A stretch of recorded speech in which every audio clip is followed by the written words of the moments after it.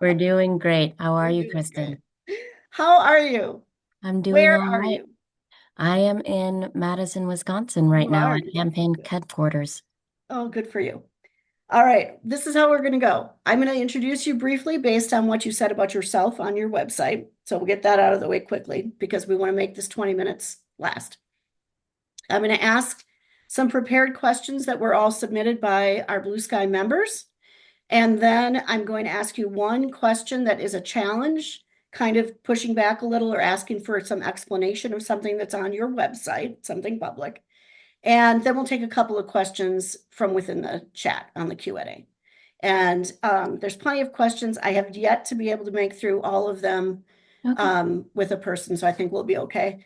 And then at the end, I'm just going to ask you a quickie fun one. Yeah, All right? I can keep my intro very short and go right into questions. Well, yeah, they're so I'm just going to introduce you. I think everyone knows who you are, but Francesca Hong is a mom, a service worker, a chef, and a community organizer, and has served in the assembly for 6 years. Um, okay, it's question number one. You're not going to be surprised at this because it is the big issue in Wisconsin right now, data centers. So the question is, we all know, and the candidates already agree that something has to be done about data centers. You've already said you're going to put a 1-year moratorium on it and figure this out, right? The question is, what can the governor do, or what do you need the legislature to do about data centers, or should this be left to local governments? Well, this is an incredibly comprehensive and, well, I would say at this point, catastrophic issue. And the governor has the authority to call in the legislature for a special session to take up legislation. I have introduced legislation this past year, which is the 1-year moratorium on the construction of new hyperscale AI data centers. There is another bipartisan, or there is another bill that Democrats introduced that puts in the conditions for regulations on existing data centers as well. And so, as governor, I can call in a special session for this legislation that is drafted to be taken up. I can also work within the Wisconsin executive, with the Wisconsin Executive Development, Wisconsin Economic Development Corporation, or WEDC, to direct changes to the existing tax exemptions that Uh, are for the data centers that are in current operations that would bring in about $2 billion of revenue for the state, which is how much these exemptions cost us right now. And we can absolutely, this does need to remain a local control decision. We are seeing a moratorium be introduced and passed in multiple counties and municipalities, but there must be statewide enforceable mechanisms when it comes to protecting ratepayers and ensuring that new construction centers actually pay upfront, and that we are ensuring that we're not being foxconned again, that taxpayers won't be on the hook, and that we ensure we're protecting our natural resources and send a clear message to developers that our natural resources and our public health is not for sale. I think Foxconn is a good example. We've seen this movie before, right? Um, Second question. I'm going to read it just as the person wrote it who sent it in. I'm surprised to not hear more about private equity takeovers. They're taking over waste Mm. management companies that serve public communities, nursing homes, veter, veter, veterinarians, dental and medical practices, single family homes, apartment buildings, complexes, so very much. How much has that contributed to inflation, and how can we incentivize not selling to these vultures? I get excited when folks talk to me about private equity and the fact Good. that I want to make shared revenue sexy again, and folks know about how important that policy is, and that private equity and anti-monopoly legislation that we have in law right now must be enforced through ensuring that we have funding mechanisms for our Attorney General's office as well. I was in Kewanee, Wisconsin, speaking to a Republican fellow chef about how workers are not able to live in the communities that they work in, especially in areas where there's high tourism, whether it's Airbnb or private equity purchasing single family homes and driving up the prices of homes. We're seeing it in our nursing centers. I talked about this in Montello with the Marquette County Democrats. And so this is why we have to be firm about regulation in implementing anti-monopoly legislation and passing legislation that would restrict and regulate private equity from purchasing hospitals, consolidation from purchasing single-family homes, having additional tax regulation for them as well. We absolutely need to be talking more about the essentially loopholes and what seems more like the wild, wild west for private equity these days, and it's hurting consumers. It's hurting cost. It is something we have to take on if we are going to be serious about the affordability crisis. I don't think there's a reason for them to exist other than just to make money, right? I mean, that's their only mission, isn't it? Yes. Yeah. Speaking of shared revenue, this is the next question. Waukesha County residents consistently cite rising property taxes and the increasing cost of living as major concerns. As governor, what specific policies would you pursue to provide meaningful tax relief while ensuring that local governments and schools have the resources they need? Please review how you plan to improve the community and shared community/state shared revenue so that communities get their fair share and they can adjust for inflation and truly resume local control of spending. That's a lot. I combined two questions, but you understand what I'm asking. Um, it's it's unsustainable for local governments to only be able to raise revenue through a net new construction and not be able to raise their own levy limits, and with our schools not being able to raise revenue limits, which means that we need new funding formulas. And I know Democrats are committed and working already on a more equitable school funding formula so that this harm of defunding our schools for the last 16 years, not meeting our constitutional obligation of 2/3 funding, that we are meeting that and we stop the cycle of referenda, but not pitting property taxpayers against our kids. Public education is one of my top priorities and on day one, I want to make sure that we are not only honoring the budget that had many of our school districts are receiving less general aid than they did last budget this cycle. And one of the things that we have not honored is our special education reimbursement. 90% special education reimbursement puts us in parity with the voucher program. This has to be a comprehensive, multifaceted approach where we reimburse special education at 90% and raise revenue limits. We bring a responsible end to the voucher system where we increase funding in shared revenue for our local governments and work towards building a equitable shared revenue formula, but allowing the immediate local governments to be able to have more options for raising revenue. Many of the preemptions that are in place from the state, whether it's in housing and with local ordinances to building permits or building regulations. These are things that if we want true local control, we need to, one, make sure that local governments have the resources that they need, but they aren't preempted from this by the state when it comes to local taxing authority, when it comes to local decisions on rent control, when it comes to construction, and then for our schools, like I mentioned, phasing out that voucher program, a new school funding formula, but bringing us up to 90% and increasing revenue limits. So they're coming from an arbitrary place, and we are behind almost $3,000 per student right now in per pupil funding for our public schools. It's unconstitutional, and our kids deserve better. I agree. I'm going to ask you my challenge question, and then we're going to go into the chat. There's a good question about science in the chat. On your website, and as you've been out and about, you've been talking a lot about all of the things that are your top priorities. And all of, you're not alone, but a lot of them are, programs that cost money, right? you have mentioned that you're going to tax millionaires and billionaires in order to expand Medicare, increase shared revenue, pay for all these things. Is that enough? Where is the money going to come from really for all of this? Because here's the thing, as you know, well, billionaires are the exact people who can hide behind all kinds of tax loopholes and then just have a residence in Florida that is their official residence and they don't pay any taxes to Wisconsin. So how are we going to pay for all this stuff?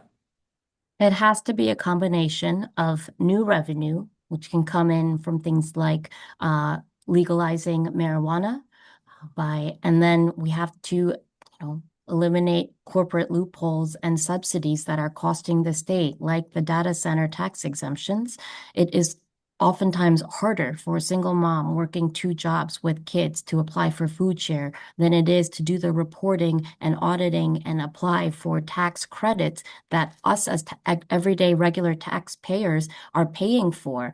For small businesses to pay a higher income tax rate than some of our largest manufacturers are, that sometimes these companies aren't even located in Wisconsin, at the Mhm.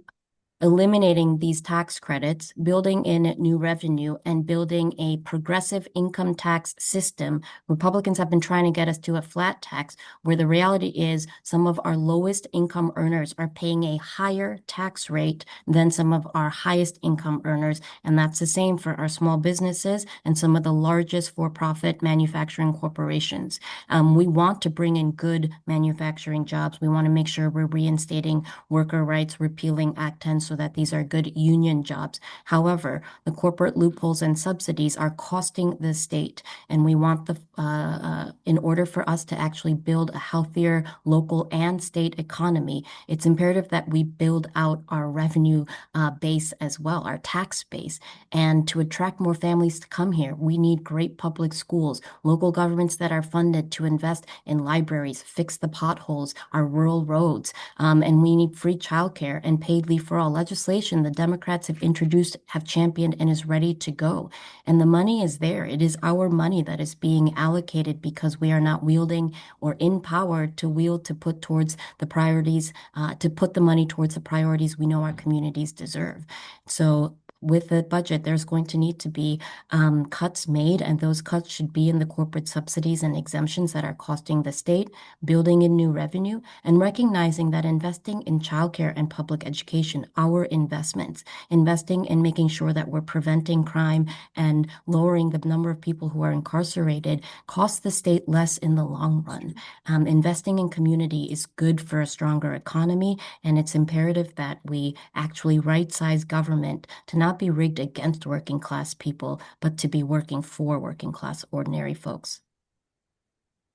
Here is a question on science and health. With federal funding for science and public health shrinking, how would you protect Wisconsin's research and public health capacity at the state level? And how would you bring scientific expertise formally into your administration? I really love this question. I think we haven't had enough public health experts in areas like our Public Service Commission, in more citizen oversight and regulation. Now, a lot of this comes from the fact that we have not been funding our county governments adequately to ensure we have strong public health departments. But every issue is connected to public health. And in our public universities and research facilities, that federal funding that is cut, I have proposed that I want to prioritize education, and public education includes our tech colleges, our universities, and our K-12 public schools. And putting some of that surplus fund into research funding that has been cut by the federal government is one that I've committed to exploring as well. I think it's important that we see a lot of these issues as intersectional, and where can we have public health experts in government in positions like at the Public Service Commission when it comes to utility rates and looking at where families are energy burdened and how we can make sure that public health is a part of every environmental regulation conversation in public education and in higher education, including colleges. Excellent. There's another question here, but I think you kind of answered it. It was, how would you, as governor, increase special education funding when that funding was cut by the current federal administration? That's a little bit of a nuance there. Yeah, and we do have standalone legislation that I introduced this past session. It is a bill that increases the and creates a millionaire tax bracket. So those who are making a million, who hit that million income dollar limit, would have an increased tax rate. We add a billionaire 1% rate as well. That lowers property taxes by 44%, and we can put that additional revenue into special education reimbursement and funding, as well as ELL programs. And that bill package as a whole, our Tax the Rich bill package, also includes taxing authority for local governments, including an estate tax. Um, you have been answering these so succinctly that I can move on to some other questions that I haven't gotten a chance to ask before, so that's good. This one is about utilities. You touched on this a little bit.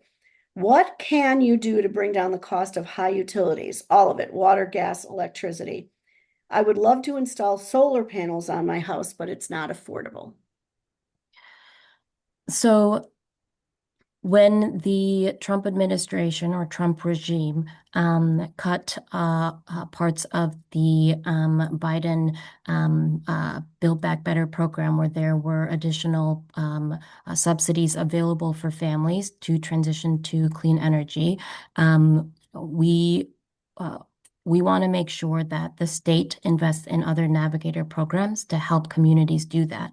But this is something that I think can be more efficiently administered at the local level, in partnerships with different local businesses, because we have manufacturing companies here in Wisconsin that are doing research on clean water and solar that are Wisconsin businesses that we want to be able to scale and grow with more people having opportunities to add solar to their home. So I certainly would be interested in local governments being able to fund those types of programs when we have equitable shared revenue. The other True, then piece I could here afford is, it. yeah, and the other piece here is our 2% rate cap bill. And so this is legislation that would cap utility costs at 2% of annual income or monthly income, annual income. And the public, it would help with it would also cut off utility shutoffs for folks who are making 300% above the federal poverty level and up to 300% of the federal poverty level to be eligible for this. To ensure that those families are not having utility shutoffs. And that 2% rate cap bill is legislation that I introduced this last session as well. The Public Service Commission would be administering grants to help energy burdened families with utility costs. There are a few good questions in the chat. We have 4 minutes. Let's see what we can do. A growing issue is mental illness. One effective solution is pairing social workers with the police, fire, and library entities for quick response and treatment. The rub is that Waukesha County may soon not be able to fund this important public safety piece. Can the state help? Absolutely. We see important violence prevention programs and partnerships that are committed and have provided results in public safety and outcomes that have reduced violence. This is, again, with our communities not receiving their fair share from the state in shared revenue. Some of these programs are compromised. We also do have direct grants, violence prevention grants. Governor Evers had administered those. I think it was 50 million or so. I want to be able to see those types of grant funding from the state. We can certainly increase grant funds that we classify under violence prevention to help fund these types of programs. I know here in Madison, we have a successful CARES program where response to mental health crises, there's a different line and a different emergency service workers who can respond to mental health crises as opposed to just police. Let's see what we can get done in the last call. I do want to clarify one thing. One person asked if you just said add an estate tax to increase revenue. I think you were talking about state tax, not Uh, estate tax, like a tax on a person's estate. To give local governments the ability to implement an estate tax. So this isn't Oh, something that would come from the state, but local governments to have that option as a way to raise revenues. But it okay. wouldn't be a mandate from the state. Okay, that's answers that question. One of these are two really good questions. Let's try to squeeze them in. What would you do to protect the rights of the LGBTQIA communities? The And then government I'll tell you right away. And then the other one is, in the event that Democrats do not hold all the branches of the legislature, how are you going to get any of this done? So the governor has the largest microphone in the state, and Governor Evers has done a tremendous job of vetoing any legislation that comes to his desk that is infringing on the rights of LGBTQ and our LGBTQ community. And I would certainly carry forward that veto power to make sure that we're protecting the rights of freedoms of all communities and that people know their governor stands in the corner and will always stand up for LGBTQ rights and our trans communities as well. In the case of, we are working right now. Our campaign has volunteers all across the state. We have a canvassing goal of 500,000 doors knocked by August 11th. And we are talking about the importance of voting for Democrats down and up the ballot. We are Good. doing the work now to ensure that people are voting for Democrats so that we can win back the trifecta. But I've passed bipartisan legislation in this legislature on race, Act Oh, 266, to include K-12, to include Asian American education in our K-12 public schools. It was Republican-led. We built the coalition. We lobbied, we organized, and we helped see that through.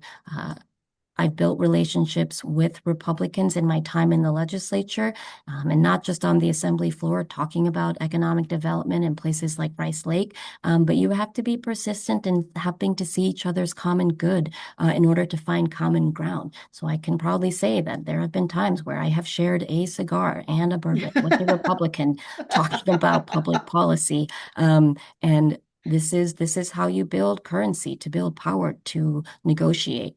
that's true.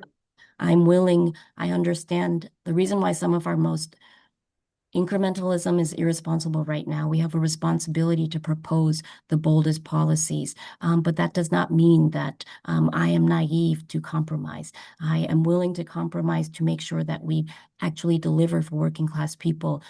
But as Democrats, we share values of taking care for our neighbors, of working hard, of fairness and human rights, and I'm not willing to compromise those values.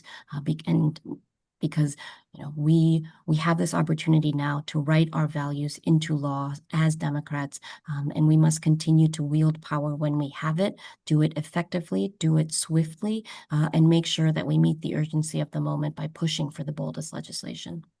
All right, one really fast one here. We're a minute over. What is your favorite place in Waukesha County? Ooh, does the Ingleside, uh, It used to be the called the water, Ingleside. it Yeah, is the now water park. the water park. That's Yeah. the last place I was with my son in Waukesha County, and it wasn't Okay, too that long counts. ago. It That wasn't too counts. long ago. So, and my son just got back from Korean culture camp, so he's top of mind for me right now. And we had a really great time at the water park there. Okay, I'll take it. But that's just because it's the most recent. I know there are many beautiful places in Waukesha County. All right, thank you so much for spending time with us. If you win the nomination on August 11th, I hope that you will come back for a much longer conversation with all Absolutely. of our members. We will hopefully see you soon, but good luck. Keep getting back out there on the trail, and we'll let you go now, and we'll talk to David Crowley. Thank you all so much. Please take care.